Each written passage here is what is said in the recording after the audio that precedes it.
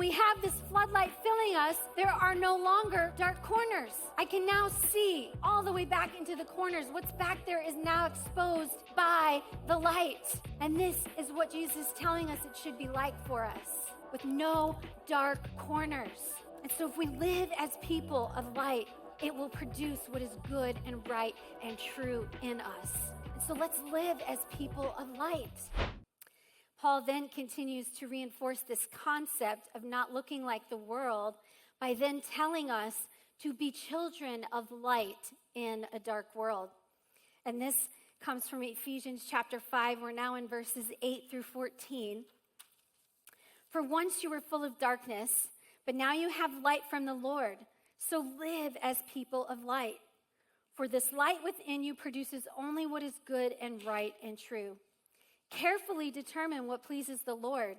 Take no part in the worthless deeds of evil and darkness. Instead, expose them. It is shameful even to talk about the things that ungodly people do in secret. But their evil intentions will be exposed when the light shines on them. For the light makes everything visible. And so this idea of light and darkness, this is another way that Paul is showing us the difference between following Jesus and following the world. Our old sinful nature and our new nature in Christ. And he's telling us, hey, live as people of light. And where does that come from? That comes from the book of John, chapter 8, verse 12, when Jesus was speaking to some people and he told them, I am the light of the world. If you follow me, you won't have to walk in darkness because you will have the light that leads to life. And so if we are in Christ, we are carriers of his light. We are the people of light, or the children of light. And that light we get is from Jesus himself, and we're to bring it to others. But if you think about darkness for a minute, some of us would probably admit that we're afraid of the dark. Is there anyone here that would be willing to say, yes, I'm afraid of the dark? Yeah, we've got some hands up. Well, I'm telling you, when I was younger, I was absolutely afraid of the dark. In fact, there was sometimes from time to time where I had to turn my own light off and get into my bed when I was little. And my light, obviously the light switch, which was over by the door, right? And then the bed is across the room. And so I would have to turn the light off by the light switch.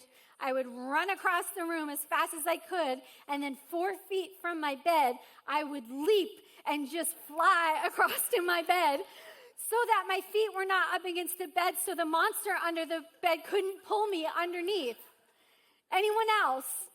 Anyone else do the same thing? Yes, a bunch of us used to do that. Maybe some of us still do that today. Absolutely.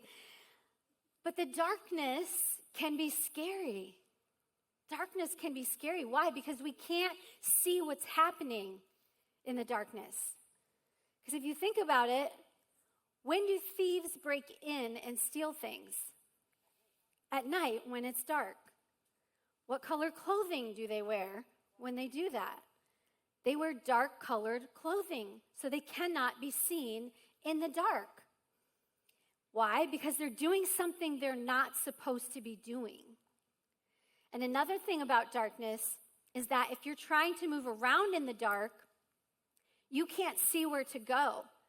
And so you get stuck where you are. And a lot of us in the dark, we're afraid to even take a step because we can't see what's there, right? We're limited in what we can do in the dark because we can't see. And so I want to show you this as an example. And so I am completely in the dark. These are those really nice eye covers that have the really cushy part, and it's like goes in so your eyelashes don't hit it. Oh, it's so nice. You need these for traveling, I'm telling you.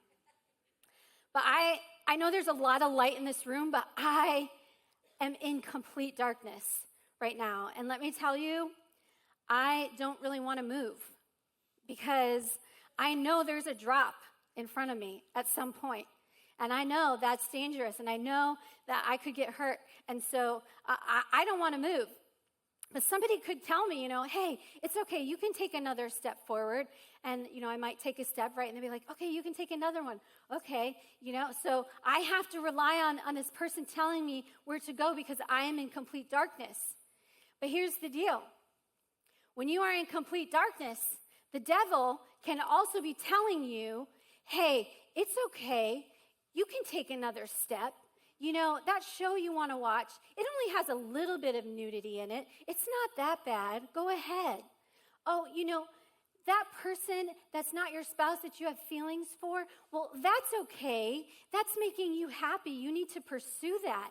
And you can take another step, right? So the devil is telling us this in the dark, and we can't tell. We can't confirm what's truth and what's not because we're in complete darkness. And so he's leading us to the edge of a cliff towards destruction, and we don't know because we can't see. And so we can be completely misled in the dark. And so this is so important for us. We can be so deceived in darkness. And this is what Jesus said in the book of Luke, chapter 11, starting in verse 35. He says, make sure that the light you think you have is not actually darkness. If you are filled with light, with no dark corners, then your whole life will be radiant as though a floodlight were filling you with light.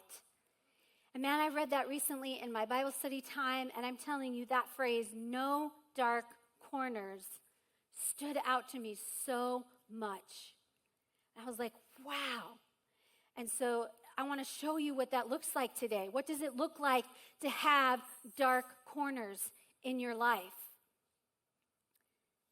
This is what it looks like to have dark corners. I can see right here, right in the direct vicinity, right around me, because there's light right here.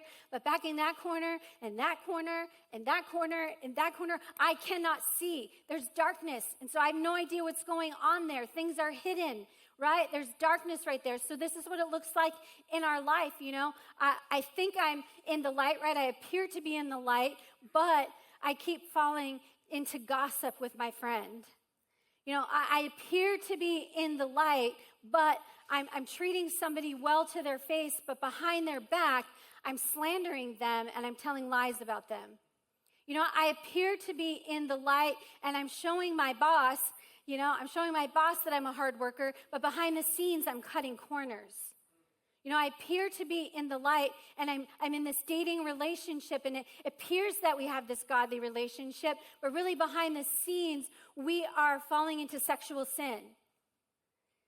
And so we can have dark corners. We can have a little bit of light, but we can still have dark corners in our life. And Jesus is saying, hey, make sure you don't have any dark corners. Make sure the light that you think you have isn't actually darkness. Because if we have the true light, which is Jesus, and we actually let him permeate us, and we actually let that light transform us, then there should be no dark corners, and our life will be radiant as though a floodlight were filling us. And when we have this floodlight filling us, there are no longer dark corners. I can now see all the way back into the corners. What's back there is now exposed by the light. And this is what Jesus is telling us it should be like for us, with no dark corners. And so if we live as people of light, it will produce what is good and right and true in us. And so let's live as people of light. Let's live as people of light.